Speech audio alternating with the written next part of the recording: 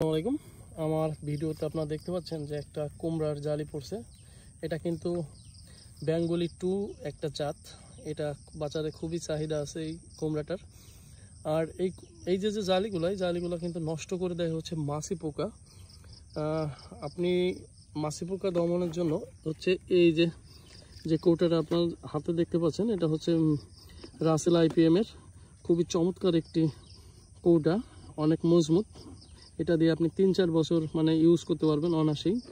আর হচ্ছে মেডিসিন হিসেবে ব্যবহার করি আমরা কিউফেরো, যেটা তাবিজ নামে আমরা বেশি চিনি। তা এটা ব্যবহার করে কিন্তু আপনারা এই মাছি পোকাগুলো দমন করতে পারেন। কারণ হচ্ছে কুমড়ার এই যে পাতাগুলো কিন্তু অনেক বড় বড় থাকে।